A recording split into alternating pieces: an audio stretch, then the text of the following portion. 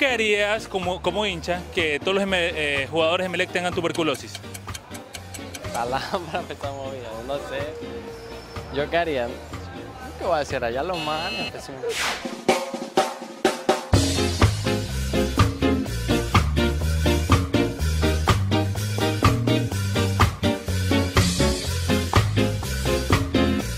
¿Escuchas sobre la tuberculosis? Tuberculosis, no. ¿No has escuchado? Pero sí, por ahí, Por ahí. ¿Qué has por ahí? ¿Qué has escuchado? que es una enfermedad que le da a los seres humanos, a las personas, pues. Perdón, ¿en el corazón, hígado, apéndice o pulmones? No tengo idea, pero sí. Sí, es una enfermedad que ha salido, la tuberculosis. Ya. ¿Recién ahora? No, ya tiene tiempo. ¿Más o menos qué tiempo tiene? Desde que me escucharon hace un año y atrás. Hola, ¿cómo estás? Yo bien, ¿y tú? Muy bien, gracias a Dios. Coméntame, ¿tú sabes cuáles son los tubérculos? No. ¿No sabes? ¿Cuál es el mejor equipo que tiene el país? Ah, pues Barcelona. Pues. Ve, el mejor equipo que tiene el país. Barcelona, pues el mejor equipo de mi sub. No, ¿qué es el Inter Milán? Barcelona. ¿Y tú sabes qué es la tuberculosis? Ah, claro, pues una enfermedad que cae en los pulmones. De Ya, todos. ¿Cuáles son los síntomas para tener tuberculosis? Ah, por fumar, da por fumar y te da síntomas de toser y tantas vainas. ¿Les gusta Justin Bieber? Sí, Bastante. ¿Quieren ganarse un viaje ustedes a un concierto de Justin Bieber? sí. ¿En serio? ¿Qué tenemos que hacer? Te comento, ¿sí sabes que Justin Bieber tiene tuberculosis? No, ¿No sabías? ¿Y tú sabes lo que es la tuberculosis? no. Entonces, ¿por qué te asustaste? Porque es una enfermedad, eso es lo único que sé. Ah, solo sabes que es una enfermedad, no sabes cuáles son los síntomas. No. ¿Y si yo te digo que tú tienes ahorita tuberculosis? ¿Y por qué va a tener yo tuberculosis? No sé. Dominic, no te rías. ¿Tú sabes lo que es una tuberculosis? Eso sí. ¿Sí sabe? Ah, ya que sabe. Coménteme, ¿qué es la tuberculosis? Es una gripe mal curada. ¿Qué es la tuberculosis? Ay, eso sí ya no le puedo decir. ¿Usted sabe cuáles son los síntomas de la tuberculosis? Sí, ¿Cuáles son los síntomas de la tuberculosis? no me acuerdo. ¿Tú sabes qué son los tubérculos? No. Ya, ¿y la tuberculosis? Ah, eso sí, es una enfermedad. Ah, la tubércula y la tuberculosis es una enfermedad. No, o sea, la tuberculosis sí. La tuberculosis es una enfermedad. Ya. Pero el tuberculosis no sé qué es el virus. No No sé. ¿Tú qué harías como hincha que todos los jugadores de Emelec tengan tuberculosis? La lámpara me está movida, no sé. ¿Yo qué haría? ¿Qué voy a hacer allá los manes? ¿Pero tú sabes qué es la tuberculosis? Una enfermedad, pues. Toda lámpara igual. ¿O una enfermedad toda lámpara? ¿Cómo toda lámpara? Lámpara pues es enfermedad, pues. Ya. No sé bien, pues, sino que sí me han dicho que es lámpara igual que yo no tengo. Ya, y no saben cuáles son los síntomas. No sé. Todo flaco, pues seguro que creo lo malo. Ok, una enfermedad toda lámpara y te hace flaco, ¿no? Ya, Simón. Ok, Simón, cuídate, gracias. Esto es Mi Salud TV y desde aquí damos paso a estudios. Qué gusto compartir con ustedes otra emisión de su revista familiar Mi Salud TV. Hoy hablaremos de la tuberculosis, una enfermedad infecto-contagiosa ante la cual todos estamos expuestos. Hoy veremos la importancia de detectar esta enfermedad a tiempo a fin de evitar posibles contagios. También contaremos con la presencia de la doctora Clara Freile, quien nos hablará de cuál es el tratamiento adecuado para las personas afectadas y cuál es la duración de este para que se recuperen. También tendremos el caso de Pedro Paz, quien sufrió de tuberculosis y cómo fue su día a día en la lucha contra esta enfermedad. Vamos a una pausa y ya volvemos. ¿Sabías que la ONU declaró el 24 de marzo Día Mundial de la Tuberculosis? En esa fecha, en 1882, Robert Koch anuncia al mundo el descubrimiento de la bacteria responsable de la tuberculosis. Continuamos con nuestro tema de hoy, la tuberculosis, en su revista familiar Mi Salud TV. A continuación conversaremos de este tema con la doctora Clara Freile. Ella es responsable nacional del Programa de Control de Tuberculosis del Ministerio de Salud Pública. Doctora, bienvenida, muchas gracias por estar aquí. Muy amable, muchas gracias la invitación. Para mí es un gusto el estar aquí y poder brindar a la ciudadanía un mensaje acerca de esta enfermedad. Empecemos con saber qué es la tuberculosis. Bueno, la tuberculosis es una enfermedad que ataca principalmente a los pulmones, ocasionada por el Mycobacterium tuberculosis o bacilo de Koch. Desgraciadamente es una enfermedad que es muy desgastante, absolutamente curable, sin embargo ocasiona 19 millones de muertes a nivel mundial anuales por su falta de tratamiento. ¿Qué personas tienen mayor riesgo de contraer esta enfermedad? Los grupos más vulnerables son los grupos que están malnutridos, que viven en condiciones de insalubridad, hacinamiento y también todas las personas que tengan inmunodepresión. ¿Cómo se sospecha que una persona tiene tuberculosis? Bueno, uno de los síntomas más claros es el tos y flema por más de 15 días. Si la persona tiene este síntoma, deberá acudir al Ministerio de Salud para realizar un examen de su flema en la cual se determinará si tiene o no bacilos positivos. ¿Y este examen es totalmente gratuito? ¿Se lo puede realizar en cualquier centro? Absolutamente gratuito por parte del Ministerio de Salud y se lo debe realizar en las unidades del Ministerio de Salud. Cualquier unidad, sea centro, subcentro, unidad operativa, el Ministerio de Salud está en la capacidad de realizar este examen diagnóstico. En el caso que este examen resulte positivo, ¿qué es lo que viene después de esto? Bueno, después de esto, la persona que está con la tuberculosis positiva tendrá que incorporarse a un tratamiento en el mismo centro de salud. Se le dará un esquema para tuberculosis sensible, pero además se analizará la muestra que se tomó para ver si es que tiene algún tipo de drogoresistencia. Actualmente el Ministerio cuenta con tecnología de punta para realizar este tipo de diagnóstico. A continuación veamos la primera parte del caso de Pedro Paz, guayaquileño, quien padeció esta enfermedad.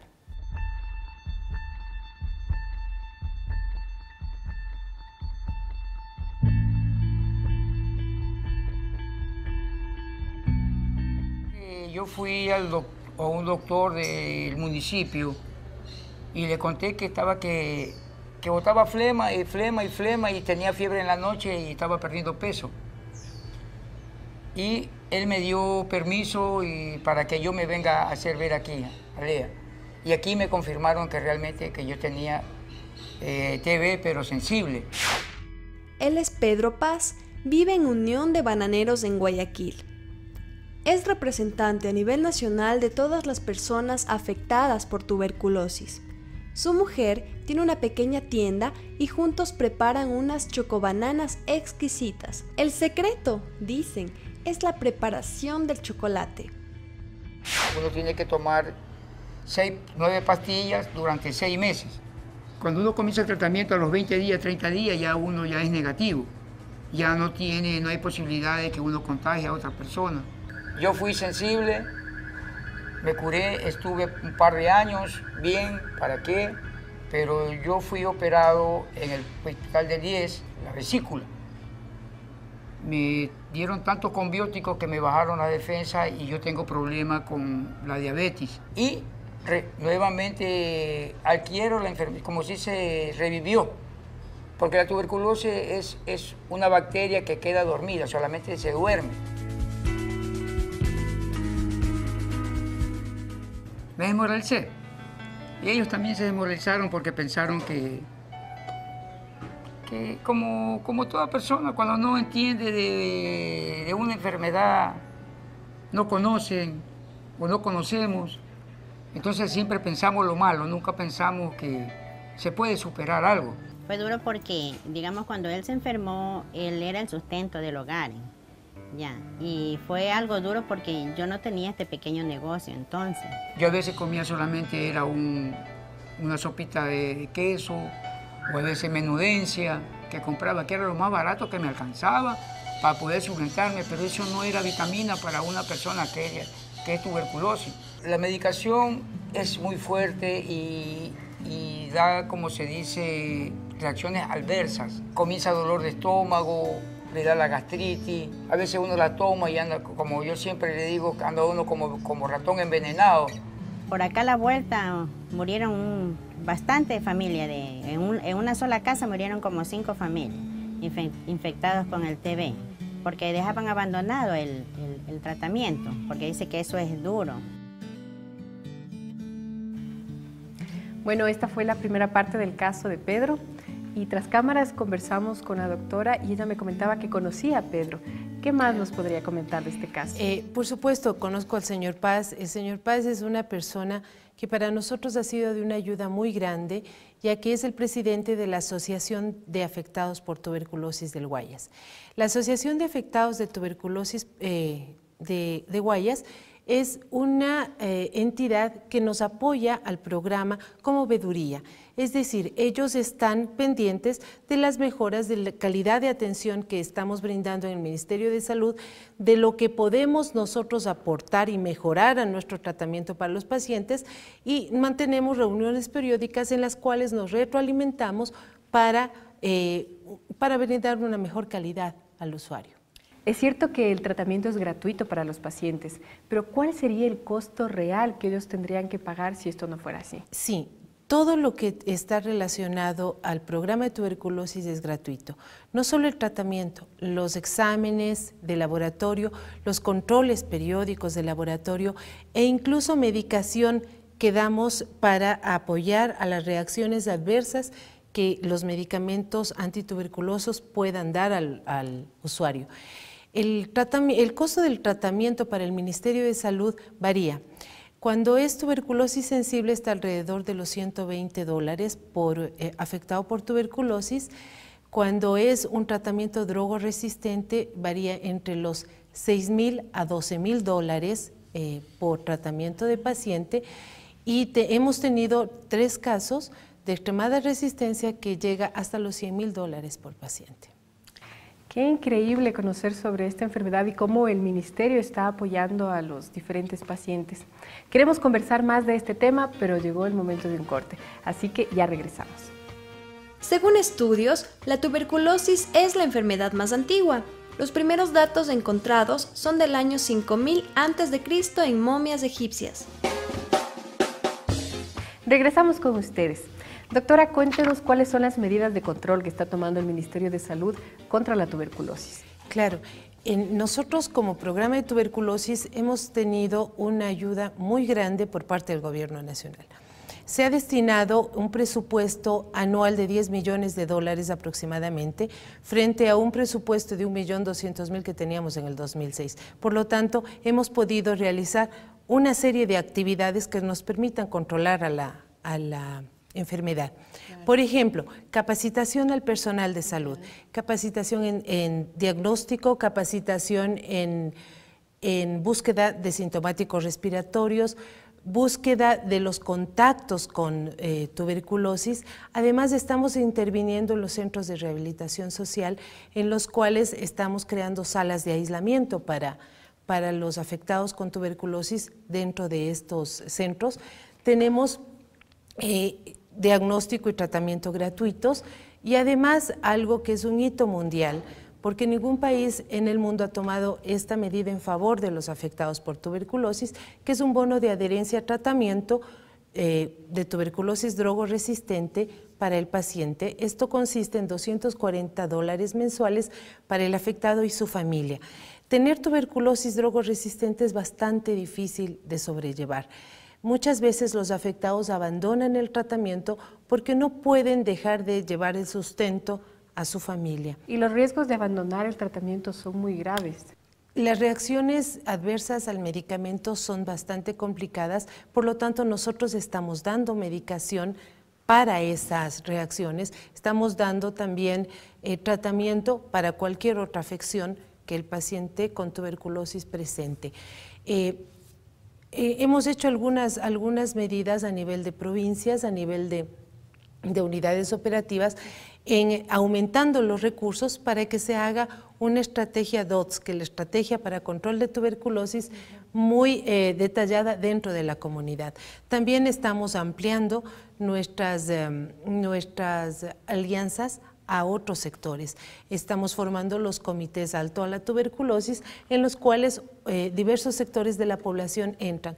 Entran la iglesia, están las Fuerzas Armadas, están el Instituto Ecuatoriano de Seguridad Social, autoridades locales que de alguna manera se empoderen de lo que es la lucha contra la tuberculosis y nos apoyen como sociedad civil para el control de esta enfermedad.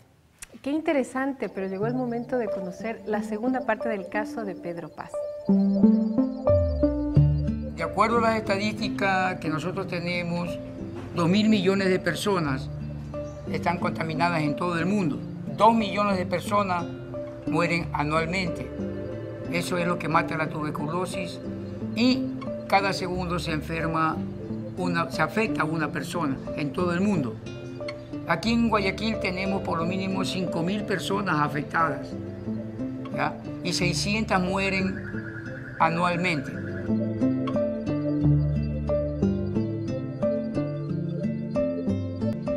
Por eso yo, como presidente de la Asociación Marta Gutiérrez, le pido a todos los afectados de TB que pongan un poquito más de conciencia y que se ayuden a sí mismos, que se amen a sí mismos. Seguí el tratamiento y estoy curado y me dieron mi alta. Y yo espero que todos logremos así. La cosa es luchando, peleando, luchando venceremos, que sí se puede. Muchos decimos no podemos, pero sí se puede, sí se puede. Bueno, doctora, coméntenos, ¿el Ministerio cuenta con la suficiente medicación para los pacientes? Sí, nosotros hemos realizado un convenio con la Organización Panamericana de la Salud y estamos importando directamente desde la Organización Panamericana, desde Ginebra, toda la medicación antituberculosa. Esto nos garantiza oportunidad, calidad y un suficiente abastecimiento de esta medicación para todos los pacientes, además de un bajo costo, mucho más bajo que el costo comercial. Qué interesante todo lo que hemos escuchado sobre ese tema y hay muchísimas inquietudes que nuestros televidentes también tienen, así que veamos algunas de ellas. Una enfermedad crónica como es el tabaquismo, la insuficiencia respiratoria, bronquio pulmonar, tuberculosis aguda 3 cruces, algunas cosas así como la insuficiencia respiratoria, cómo se puede tratar de una manera definitiva.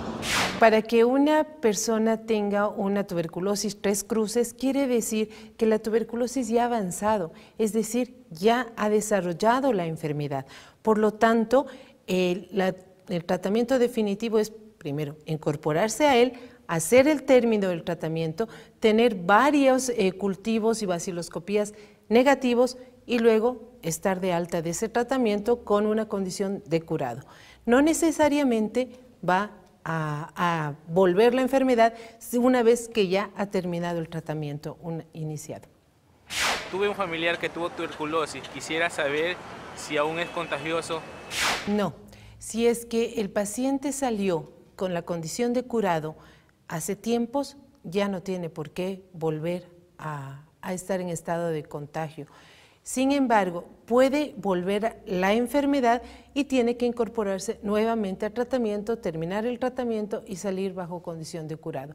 La única manera de evitar la cadena de transmisión de la enfermedad y la contagiosidad de la misma es la incorporación al tratamiento. Tenemos muchas preguntas todavía, sin embargo se nos ha terminado el tiempo, así que comprometemos a la doctora que regrese en otra ocasión para seguir tratando este tema de la tuberculosis. Muchísimas gracias, doctora, por habernos acompañado. Ha sido un gusto tenerla aquí. Muchas gracias a ustedes por la invitación y para mí ha sido realmente un gusto enorme el estar aquí y el poder brindar este mensaje a la comunidad y saber que estamos a las órdenes en el programa de tuberculosis, en el Ministerio de Salud, pues todo el personal en todas las unidades operativas y centros de salud está capacitado para resolver cualquier duda de la ciudadanía. Muchas gracias. Es importante recordar que la tuberculosis es una enfermedad curable, siempre y cuando quien lo padezca obtenga un diagnóstico oportuno, es decir, a tiempo.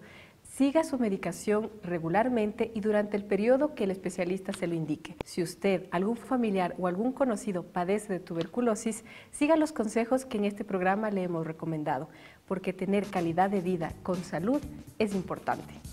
Informarse y conocer sobre la tuberculosis es una responsabilidad de todos y todas.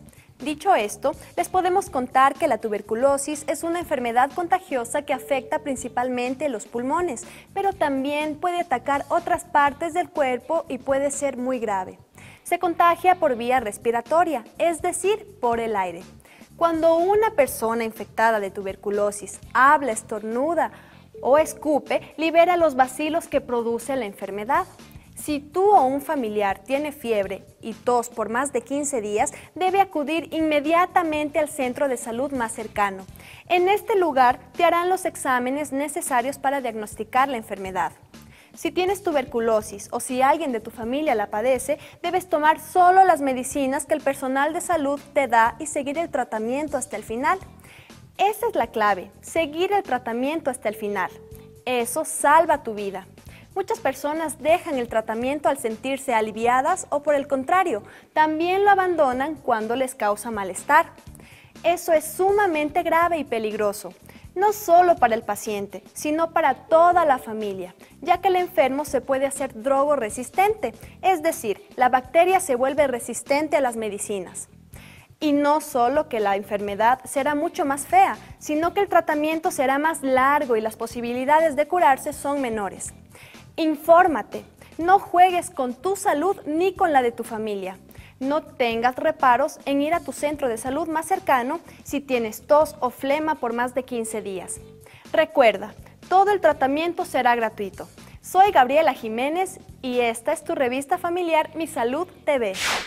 Gracias, Gaby, por compartir esta valiosa información con nuestros televidentes, ya que esa es nuestra misión, brindarle las herramientas necesarias para que tenga una buena calidad de vida gozando de buena salud. Y comparta esta información con sus amigos, vecinos, familiares, para juntos seguir aprendiendo. Y recuerde que si usted tiene alguna dolencia, acuda a un especialista, ya que es la única persona que lo podrá ayudar, porque prevenir es mejor que curar. Pienso que los niños no pueden venir así por accidente, tienen que venir bajo planificación, que sepan exactamente el momento oportuno, los padres estén formados económicamente, físicamente, emocionalmente, antes de traer un niño al mundo.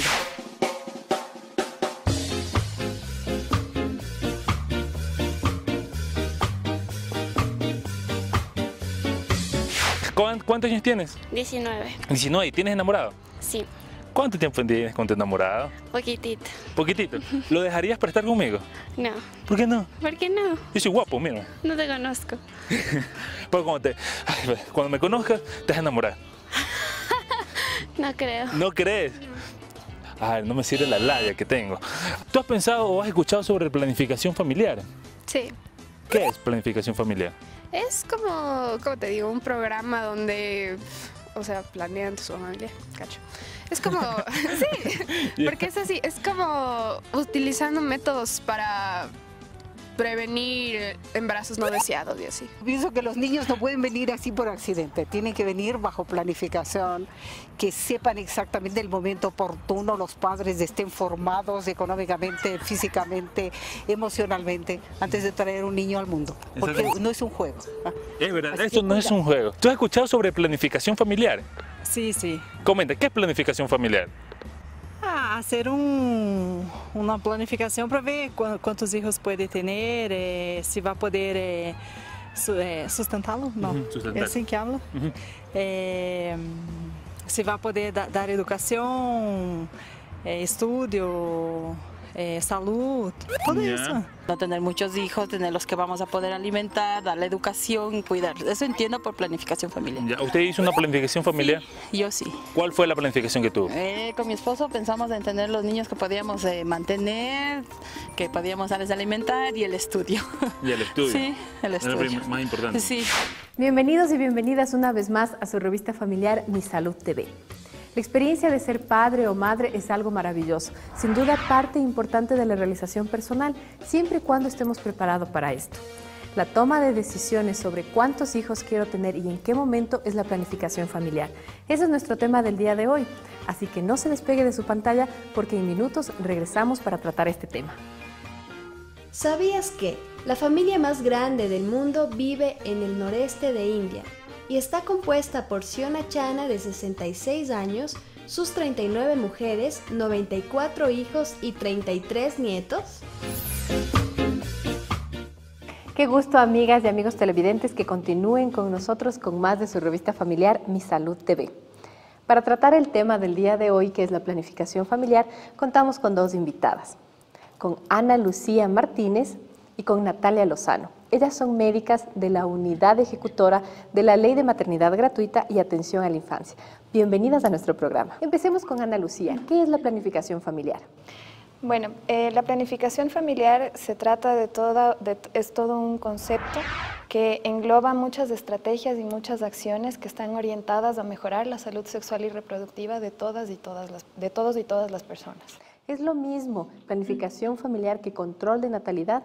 No, son dos conceptos diferentes pero que están relacionados. La planificación familiar tiene que ver no solamente con la cantidad de hijos que se va a tener, sino tiene también que ver con la salud sexual y reproductiva, el momento adecuado, las condiciones físicas, las condiciones económicas y sociales que engloban todo lo que tiene que ver con el tener hijos, ¿no? Entonces, Natalia, ¿qué es la asesoría en anticoncepción y en qué momento se debe dar? La asesoría en anticoncepción hablamos de que tiene 3 ejes principales. El primer eje es cuando no queremos tener hijos, el segundo eje cuando queremos tener hijos de manera saludable y el tercer eje puede ser cuando no podemos tener hijos. Y enfocándonos a la parte en la que no queremos tener hijos, hablamos de asesoría en planificación familiar cuando brindamos a los y las usuarias de manera correcta y con respeto todas las herramientas necesarias para que conozcan cuáles son los diferentes métodos anticonceptivos y de esta manera lo puedan elegir libremente. Es decir, que los y las adolescentes pueden ir con toda tranquilidad a recibir asesoramiento. Exactamente, la planificación familiar es para todas las edades. En el momento que los o las adolescentes quieran comenzar su vida sexual, igual tienen el mismo derecho que todas las personas a adquirir herramientas para decidir cuál es su método anticonceptivo elegido. Ana Lucía, ¿qué tipos de anticonceptivos existen? Tenemos 3 grandes grupos de anticonceptivos de disponibilidad. Están los que modifican la química hormonal de las personas. Están los Por ejemplo, ¿cuáles son esos? Por ejemplo, en ese caso tenemos las píldoras, las inyecciones, los implantes subdérmicos, por ejemplo, que tienen diferentes cargas hormonales que intervienen con las hormonas propias de cada persona. ¿Estos qué hacen en mi organismo? Estos lo que hacen es modificar de cierto modo la acción que tienen en las hormonas en las diferentes etapas de los ciclos, en el caso de las mujeres, del ciclo menstrual específicamente. Entonces van a provocar, en algunos casos retardan la ovulación, en algunos casos la difieren y en algunos casos la frenan. Entonces, en dependencia de cada método anticonceptivo que tenemos a disponibilidad, podemos ocasionar un efecto deseado en cada una de las pacientes. ¿Cuál es el siguiente gran grupo? El siguiente método que nosotros tenemos son los métodos de barrera o son los métodos que impiden la unión entre el óvulo y el espermatozoide. Entonces ahí tenemos el preservativo masculino, el preservativo femenino y en el caso de los más conocidos la T de cobre o dispositivos que van dentro del útero de la mujer. El tercer grupo que tenemos son los definitivos, que estos se realizan mediante cirugía y son la ligadura en el caso de las mujeres y la vasectomía en el caso de los varones. Habíamos hablado durante el corte un poco de la confidencialidad. ¿En qué consiste esto? Bueno, la confidencialidad es un derecho al que se acogen todos las y los usuarios que van a un servicio de salud y tiene que ver con el hecho de que el médico no puede divulgar nada de lo que suceda dentro o durante la consulta. Eso es algo muy importante. El método anticonceptivo lo elige cada persona y es de libre decisión, es decir, que no se necesita la autorización ni del marido ni de los padres para obtener ese tipo de anticoncepción.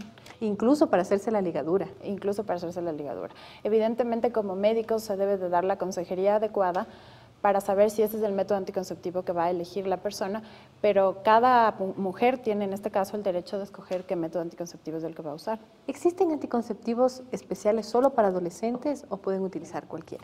No, ventajosamente contamos con una amplia gama de métodos anticonceptivos y lo que nosotros tratamos de hacer es una consejería, es hablar con cada paciente porque cada caso es diferente. Contamos con una amplia gama de métodos anticonceptivos que están a la disponibilidad de todos y todas las usuarias. Entonces, hay métodos que sí son de preferencia para algunas edades y hay otros métodos que no. Cualquier tipo de método anticonceptivo que está a disposición de las y los usuarios en el Sistema Nacional de Salud es completamente gratuito.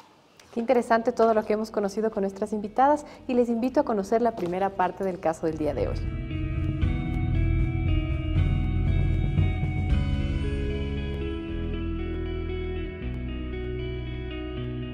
Todos vivíamos en un cuarto pequeño, entonces a mí se me metió la curiosidad que cómo era, quería experimentar más, saber qué es, cómo se siente tener a un hombre al lado o tal vez fue por encontrar el cariño de mi padre que nunca tuve. Ella es María Belén Guerrero. Es mamá adolescente desde hace 3 años. Usa el método subdérmico como método anticonceptivo desde entonces. O sea, no planifiqué nada por el estilo. Tuve mi novio, nos alocamos por el estilo. Tuvimos relaciones sin protecciones. Pensaba que tener un niño era fácil. O sea, que no se me iba a complicar la vida, nada por el estilo. Pero no, yo veía la vida color de rosa, pero no era así. Ya cuando nació mi hija se me complicó bastante, tenía que trabajar para ella misma. Tienes que ver el pan de cada día para tu niña, también tienes que verte el arriendo, todo eso para tener una buena vida, para darle una buena vida a tu hija. Y es difícil con un niño. Natalia, ¿cuáles son los efectos secundarios de los anticonceptivos? Bueno, tenemos que todos los anticonceptivos podrían provocar efectos secundarios, ¿sí? Esto no quiere decir que todas las personas van a presentar estos efectos ¿Cómo cuáles? secundarios. ¿Cuáles podrían ser? Ya. Hablamos de que es una carga extra de hormonas en el organismo, por lo tanto podría provocar cosas como dolor de cabeza, mareos, náusea, vómito. Generalmente se da una subida de peso, es decir, cambios en el peso. Podríamos tener cambios en el carácter, pero esto no quiere decir que se presente siempre, ¿sí? Y todo esto tiene solución. Es por esto que es muy importante que todas las personas conozcan que cuando se define qué método anticonceptivo van a utilizar, tienen que tener controles periódicos con el especialista. ¿Y también se puede cambiar de un método a otro? Sí. Podemos cambiar de método anticonceptivo, obviamente con la asesoría de un especialista y de acuerdo a las necesidades de la paciente. Ana Lucía, ¿cuáles son los anticonceptivos de emergencia? Bueno, en el país contamos con la píldora anticonceptiva de emergencia. Es una pastilla pequeña que tiene una carga hormonal muy elevada. Obviamente, como su nombre lo indica, se debe utilizar solamente en casos de emergencia. ¿Por ejemplo? Por ejemplo, estamos hablando cuando ha habido una relación sexual no protegida, cuando ha fallado el método anticonceptivo de largo plazo que estaba utilizando la persona, en casos de violencia sexual, sobre todo. Entonces, estos son casos emergentes donde se utiliza, puesto que el efecto que tiene la píldora anticonceptiva es una carga hormonal muy fuerte sobre la paciente y ese sí está comprobado que tiene efectos secundarios si se utiliza periódicamente, ¿no? ¿Y a qué momento puedo ir yo a solicitar la píldora? ¿Solamente un día después o durante qué tiempo? Bueno, el tiempo básico donde es más efectiva la píldora anticonceptiva de emergencia es hasta las 72 horas o 3 días después de haber tenido este evento accidental, es decir, que haya sido una relación no protegida, que haya habido un caso de violencia sexual o en el caso de que se haya producido un olvido del método anticonceptivo que se está utilizando periódicamente. Quiere decir, si tal vez por desconocimiento yo no sé que estoy embarazada y voy y solicito esta píldora, ¿me pasa algo? Muy importante esa pregunta. En el caso de que se recete a una persona una pastilla anticonceptiva de emergencia cuando ya está embarazada, no tiene ningún problema porque, en términos generales, esta pastilla está compuesta por la hormona que mantiene el embarazo. Por lo tanto, cuando ya hay un embarazo no hay ningún problema. Tenemos todavía muchas inquietudes, pero llegó el momento de hacer un corte. Ya volvemos. Infórmate sobre planificación familiar en la línea gratuita 1-800-44-5566.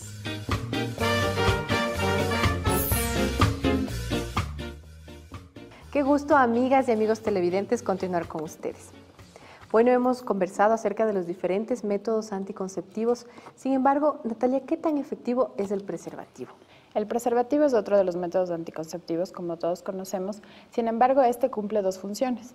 La primera función que cumple es de evitar el embarazo y la otra es que previene de infecciones de transmisión sexual. Y en el caso del SIDA y VIH, si se usa de manera correcta, podremos disminuir el contagio en un 80 a un 95%.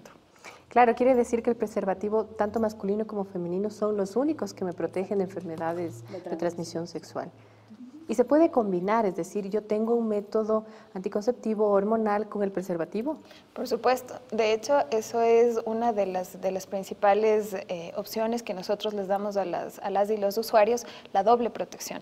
Además del control con anticonceptivos prolongados, recomendamos el uso del preservativo, puesto que les va a brindar una extra protección en el contagio de enfermedades de transmisión sexual.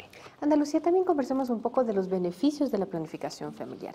¿Cuáles son estos? Bueno, dentro de todos los beneficios que tienen está principalmente el mejoramiento de la calidad de vida de las personas, puesto que una vez que nosotros somos quienes decidimos cuándo y cuántos hijos tener, podemos darles una mejor calidad de vida, no se truncan las vidas en el caso de las y los adolescentes, podemos tener un mejoramiento a todo nivel, vamos a tener más profesionales, vamos a tener familias más felices, donde no haya este tipo de problemas, porque todos los embarazos no deseados tienen una problemática social detrás de ellos.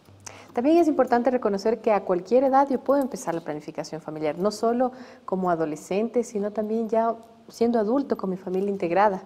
Por supuesto, una de las recomendaciones que nosotros damos a nuestras pacientes y a nuestros pacientes es la invitación a que la planificación familiar sea un tema de discusión dentro de las familias, no solamente a nivel de los consultorios médicos, sino que sea a nivel de las escuelas, de los colegios, de las casas, y que sea un tema que se converse a nivel de las familias, puesto que es un tema que nos compete a todos. Nuestros amigos y amigas televidentes también tienen muchas inquietudes, así que vamos a ver algunas de ellas.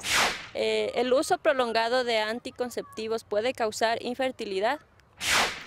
No, el uso prolongado de anticonceptivos no está comprobado de que cause infertilidad. Los ciclos se recuperan conforme se va dejando de lado el método anticonceptivo y se retoma la fertilidad de la persona que esté utilizando los métodos. ¿La lactancia me ayuda a prevenir otro embarazo? El método anticonceptivo de lactancia materna es el menos eficaz. ¿Por qué? Porque necesita cumplir 3 parámetros específicos. El primero es que tiene que tener la madre lactancia materna exclusiva. ¿Qué quiere decir esto? Que no tiene que tener complementos con fórmulas, ni tiene que haber extracción de la leche con aparatos mecánicos. Segundo, tiene que haber ausencia de menstruación.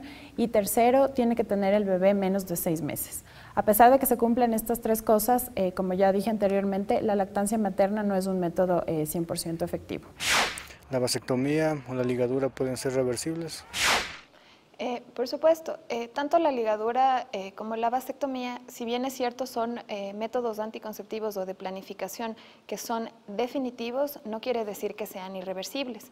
Esto quiere decir que si, como nos preguntan los televidentes, hay un cambio de decisión en el tema de la realización tanto de la vasectomía como de la ligadura, son reversibles igual mediante una cirugía, pero cabe recalcar que en el caso de las mujeres existe un elevadísimo riesgo de que luego de este procedimiento se produzcan embarazos fuera del útero, lo cual ocasiona también que la vida de la mujer se ponga en riesgo.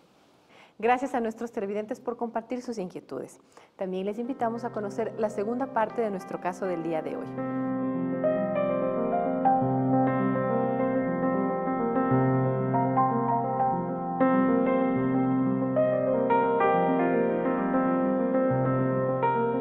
Cuando di a luz nos dieron una charla de los implantes, de la T, las pastillas, las inyecciones.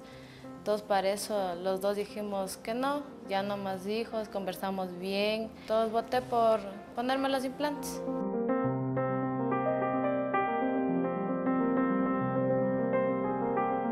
Mejor ponerme el implante a tener otro hijo que tener que alimentar ya 2 bocas. Tendría que trabajar más duro, sacarme el aire en el trabajo. El miedo me sirvió para no darme cuenta de las cosas que existían en primer lugar.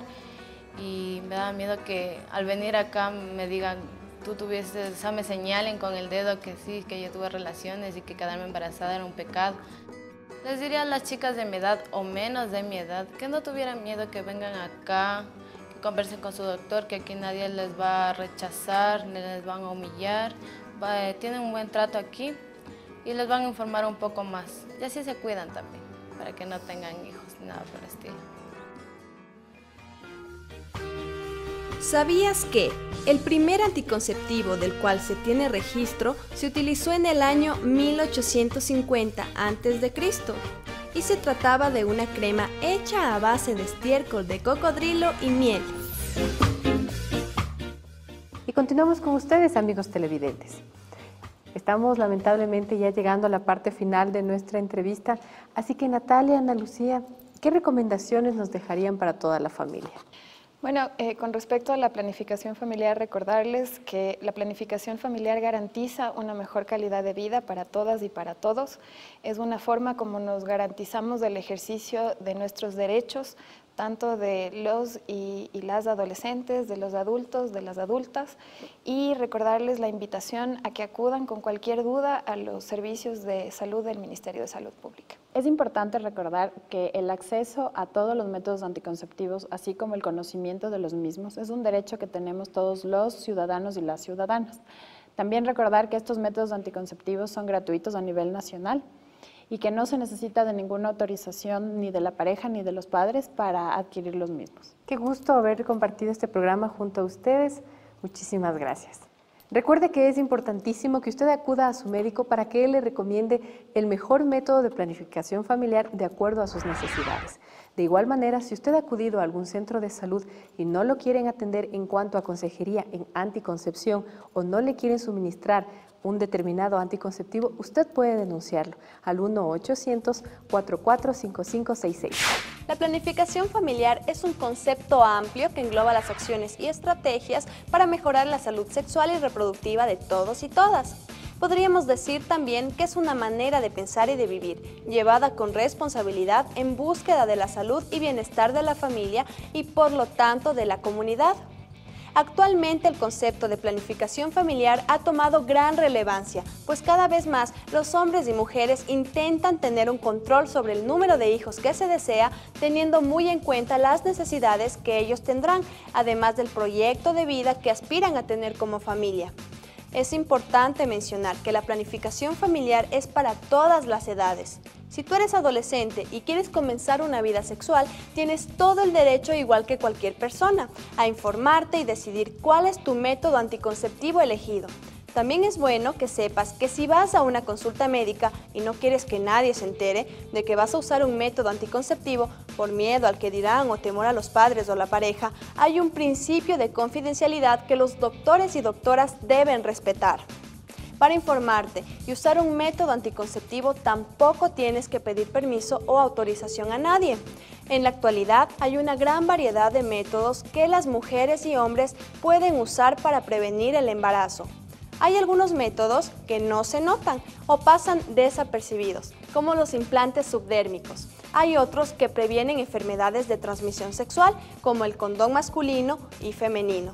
Inclusive existen los anticonceptivos de emergencia que se usan en casos especiales cuando ha habido una relación sexual no protegida, en casos de violencia sexual o cuando ha fallado el método anticonceptivo, entre otras situaciones puntuales. Este tipo de anticonceptivos no se debe usar de manera constante debido a las grandes cargas hormonales que conlleva.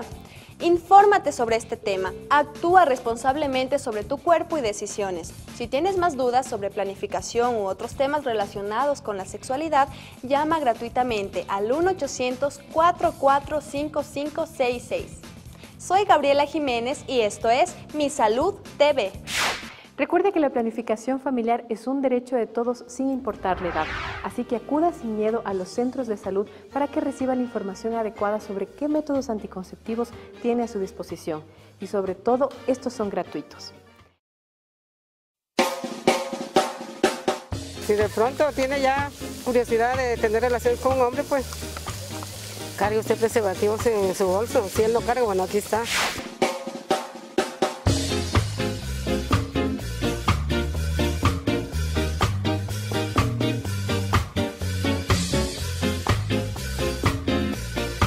¿Tú qué sabes sobre el embarazo en la adolescencia? Sí sé, pero o sea, debería haber más educación sexual tanto de la familia, de los padres, también como en los centros educativos, ¿no es cierto? Pero ¿sabes qué? Te cambió la sonrisa ahorita. Claro, es que ¿Estaba feliz? Claro, es un tema serio que hay que hablar también. Ya. Claro, es un tema serio con el cual se debe incluirse todo, o sea, tal vez hasta desde el mismo gobierno también. Ya. O sea, el mismo gobierno, darle así charlas educativas sobre sexo, sexualidad, sobre lo del cuerpo, o sea, que no solamente se refiere a lo que es genitales, sino también a lo que haya, ¿cómo le digo? Amor con responsabilidad ya. No solo por tener sexo, o sea. ¿Tú qué sabes sobre el embarazo en la adolescencia? Ya, o sea que es un alto porcentaje, ¿no? ¿Pero qué métodos de protección crees que existen para que no suceda eso? Hay los parches, los anticonceptivos, las inyecciones. Los parches. Ajá. No he sabido los parches. ¿Cuáles son los parches? No, son unos parches que te pegas en la piel. Ya. Y eso hace que no te quedes embarazada. Nosotros somos claros para hablar con nuestros hijos, ¿no? Así es. Con mi esposo hemos hablado, les hemos hecho ver la vida, cómo son los hombres, cómo son las mujeres. Mi hijo, cuídese que no deje ninguna mujer embarazada, sino cuando usted tenga su esposa. Y mi hija igual, cuando usted tenga su esposo, tenga sus hijos. Si de pronto tiene ya curiosidad de tener relaciones con un hombre, pues cargue usted preservativos en su bolso. Si él no carga, bueno, aquí está. O sea, ahorita tenemos todo el tipo de métodos para evitar eso, y si realmente una persona se queda embarazada es irresponsabilidad, y pienso que a esta edad, o sea, tenemos que pensar en muchas otras cosas como estudiar, superarnos para poder hacernos cargo de otra vida que sería un niño, y que realmente pienso que estamos demasiado jóvenes para esa responsabilidad, y en el caso de que llegara a pasar, o sea, pienso que debería ser una pareja sólida, que ya estén casados o que ya piensen en un futuro así. Qué gusto, amigas y amigos televidentes, encontrarnos en otra emisión de su revista familiar Mi Salud TV. Como siempre, tratando temas de interés para toda la comunidad. Hoy hablaremos del embarazo en adolescentes. Cómo prevenirlo está en manos de todos y todas, y es hablar de sexualidad sin misterios, sin prejuicios y sin tabúes. Por ello nos acompañará la psicóloga clínica Ana Lucía Buccelli. Nos vamos a una pausa, pero enseguida volvemos. ¿Sabías que la diferencia entre el número de hijos que una mujer ecuatoriana tiene frente a los que realmente desea es del 37%? Qué gusto continuar con ustedes, amigas y amigos televidentes, con más de su revista familiar Mi Salud TV. Para tratar a profundidad el tema del día de hoy, nos encontramos con Ana Lucía Buccelli. Ella es psicóloga clínica, coordinadora técnica de servicios de salud de la ENIPLA del Ministerio de Salud Pública. Ana Lucía, un gusto tenerte aquí en el programa. Un gusto también estar aquí. Vamos a la primera pregunta. ¿Desde qué edad debemos hablar de sexualidad con nuestros hijos? Realmente desde siempre. La sexualidad es un tema que es inherente al ser humano y por eso implica que los niños, los adultos mayores son parte de ella y tienen sexualidad. Es por eso que es importante en todo momento. ¿Desde qué edad es conveniente que un adolescente inicie su actividad sexual? Bueno, realmente una edad no existe. No hay una fórmula para decir a partir de aquí o de acá no. ¿Sí? Sin embargo, es importante que en primer lugar sepamos que somos sujetos de derechos. Es decir, que las relaciones sexuales tienen que ser consentidas, tienen que ser decididas por uno. Entonces, muchas veces pensamos que el tema de la prueba de amor, por ejemplo, ¿cierto? Sí, estamos en una pareja y simplemente deseamos tener relaciones.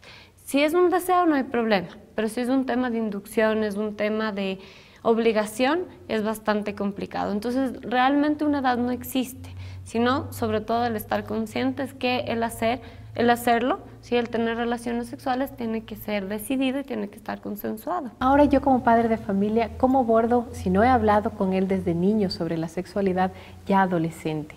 ¿Con qué debería empezar? Bueno, hay varios puntos. Ahora, consideremos que justamente la estrategia que estamos trabajando, ¿no es cierto?, que es la Estrategia Nacional Intersectorial de Planificación Familiar, lo que busca es eso. Uno de sus componentes más grandes es la información y dentro de eso es la educación. La educación no solamente formal, que va a ser entregada en la escuela, en el colegio, sino la educación que yo puedo dar en casa.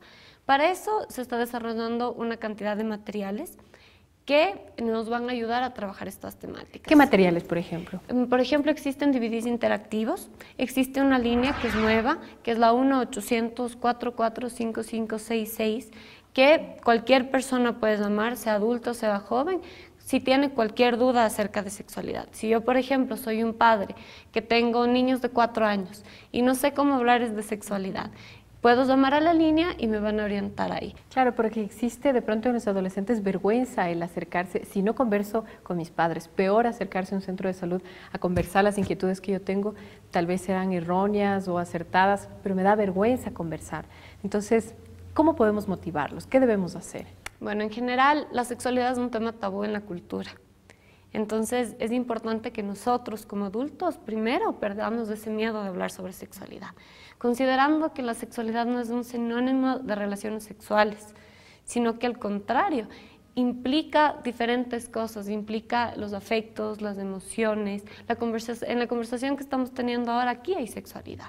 Y justamente por eso, porque además desde todas las edades, tiene que ser abordada de esa manera. Entonces, como adultos, primero debemos perder ese miedo. Ana Lucía, ¿cuáles son los mitos más frecuentes sobre este tema? Bueno, hay varios. Uno de los más comunes es que las mujeres o los hombres suelen pensar que en la primera relación sexual la mujer no se puede quedar embarazada. Entonces, eso no es real. En cualquier relación sexual hay la posibilidad de quedarse embarazada, así sea en la primera.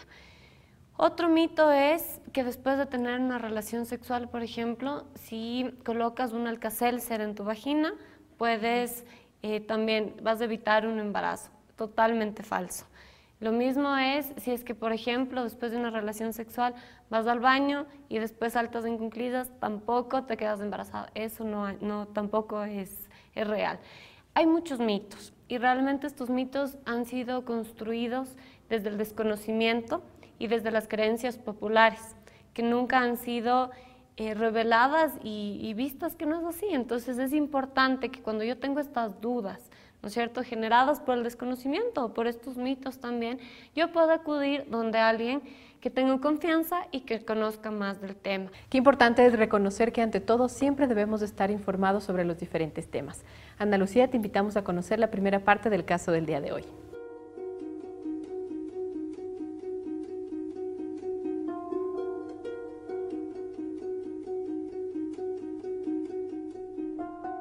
¿Nunca pensaste que tal vez podías, o sea, como que tienes 15 años, que en tus 15 años podías hacer así full cosas, o si querías tener así un bebé y sentirte en una familia y realizada?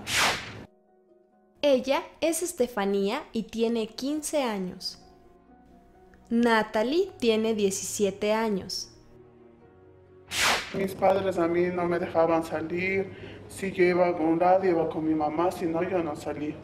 Entonces yo, o sea, uno se siente como amarrada, atrapada, y no se siente bien. Y entonces decía, si yo hago eso, ya no tengo, o sea, que mi padre o mi madre me mande mucho, o sea, me tenga así atrapada como ellos me tenían, que no me daban libertad.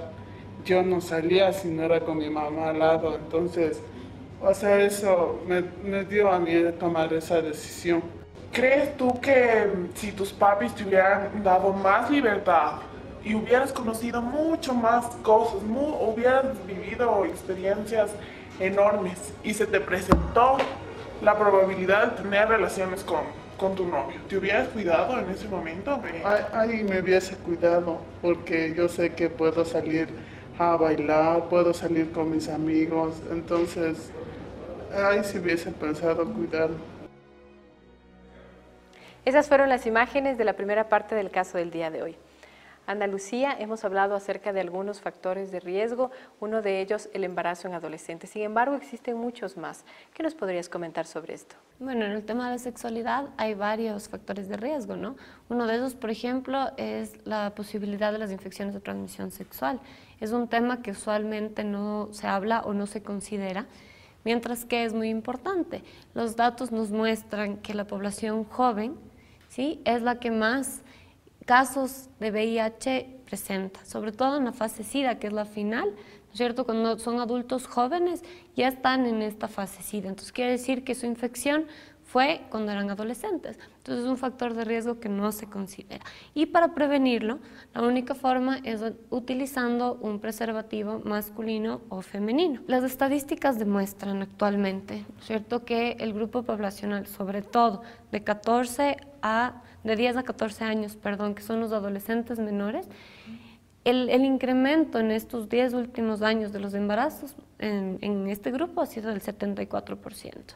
Y una de las cosas que hemos analizado es que en su mayoría se puede deber justamente al tema de violencia sexual, considerando que esta no solamente en un primer embarazo, sino en un segundo, un tercero y consecutivamente. Entonces, una de las cuestiones es que yo debo conocer justamente mis derechos, porque yo sé que también tengo derecho a decir que no que no quiero ser tocada así, que no pueden obligarme a tener relaciones a la fuerza. Y si es así, tengo que conocer que hay mucha gente y muchas unidades que me pueden ayudar para trabajar este tema. ¿Sí? Yo tengo que denunciar lo que me está pasando, puedo ir a una unidad de salud para que me atiendan, para que me orienten, tengo que ir a la fiscalía, puedo llamar al 911, y si no tengo ninguna de estas informaciones o no sé a dónde acudir, pueden llamar siempre a la línea 1-800-445566, en donde profesionales les van a orientar qué pasos tomar y cómo direccionarse. Qué importante todo lo que hemos aprendido junto a Ana Lucía, pero llegó el momento de un corte, así que ya regresamos. ¿Sabías que toda la información gratuita en temas relacionados con planificación familiar los puedes encontrar en la línea 1-800-445566? Habla serio. Y continuamos junto a ustedes. Ana Lucía, si una adolescente de 15 años ya ha comprobado que está embarazada, ¿ella pierde alguno de sus derechos o qué derechos tiene ahora que está embarazada? Los y las ciudadanas, sin importar la edad, tenemos derechos. Y el hecho de que esta chica esté embarazada no hace que pierda ninguno de esos, al contrario. Hay algunos que tienen que ser mucho más cumplidos y vigilados sobre todo. Si somos todas y todos los ciudadanos que tenemos que vigilar el cumplimiento de los mismos. Y si esto sucede, ¿yo puedo denunciar a esta institución educativa? Totalmente, porque simplemente estamos violando los derechos. Ana Lucía, te invitamos a conocer la segunda parte del caso del día de hoy.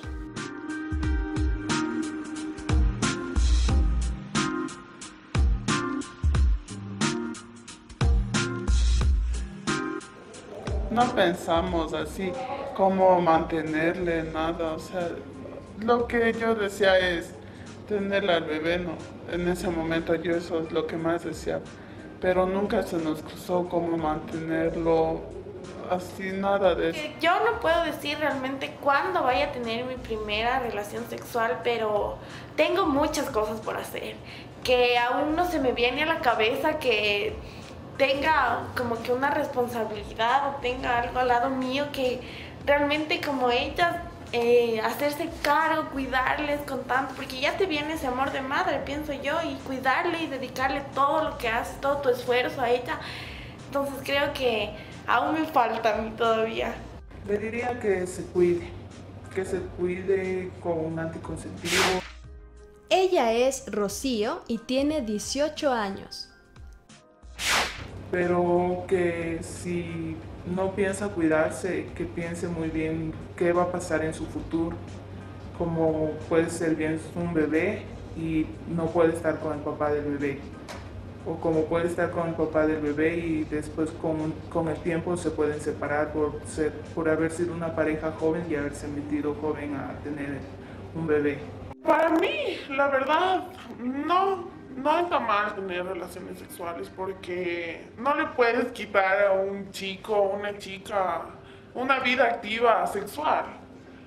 El hecho de que tú no tengas una vida activa no quiere decir que los demás tampoco tengan. Entonces, no está mal, sino que realmente eso no tomarlo como un chiste, sino como responsabilidad. O sea, en el caso de no cuidarte, tomar la responsabilidad de que puedes, mi cuerpo cambia, mi actitud cambia, mi vida va a cambiar totalmente y eso. Lo correcto sería pensar bien lo que estás haciendo. O si tienes tus relaciones sexuales, cuidarte y así no podrías quedarte embarazada. ¿Cuáles son las acciones que está realizando el Estado ecuatoriano para la prevención de embarazos adolescentes? Bueno, primero considerar que no es solamente para la prevención de embarazos en adolescentes, sino por el tema de planificación sexual en general. Y por ende, el poder sobre los derechos sexuales y sobre los derechos reproductivos, ¿no es cierto?, hacer que estos derechos se cumplan.